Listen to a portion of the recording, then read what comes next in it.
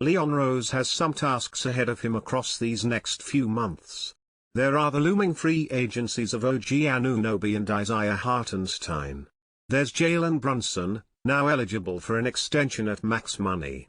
And as has been the case since he took over the Knicks, there's the underlying question of identifying and acquiring the next piece, at a moment in time when the Knicks are ideally equipped to do that. There's something else, too. Before he does anything else, he needs to extend Tom Thibodeau, who has 1 year left on his contract. Rose needs to do this both as a reward for what Thibodeau has already done, 3 playoff appearances and 2 series wins in the last 4 years, after 20 years of 5 postseasons and 1 series win, and to solidify that part of the corporate flow chart for the immediate future. We know where the coach stands on this. That's something that my agent will take care of, Thibodeau said Sunday afternoon, asked about his looming talks with Rose. The Knicks have been great to me. This is where I want to be. And there's no indication Thibodeau's bosses feel any less committed to him, as well. Thibodeau is 66, but he's an energetic 66.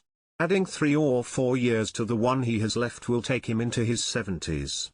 By then, he may well be ready to go back to the beach and recreate the picture that caused such an internet sensation the past week. And by then, perhaps the Knicks will get where everyone wants them to be. If they get there, with this core, it'll be because of the foundation Thibodeau has created.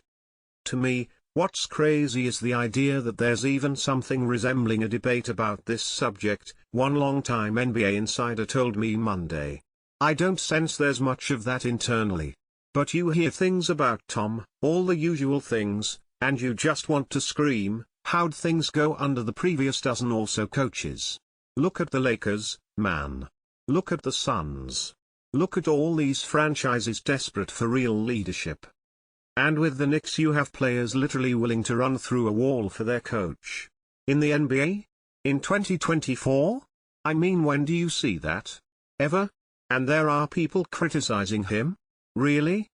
The truth is there is a large and quiet majority of Knicks fans who remember what it was like in the wilderness years connecting December 9, 2001, the day Jeff Van Gundy resigned from the Knicks, and July 30, 2020, 6,808 days in which the Knicks were among the most deplorable franchises in North American sports. The relevant numbers: 585 wins, 863 losses, and 13 coaches who tried to coach the Knicks, and with one outlier, Mike Woodson, failed miserably. The detractors? Invariably the conversation returns to one subject: Thibodeau's alleged insistence on playing his players to the brink of exhaustion.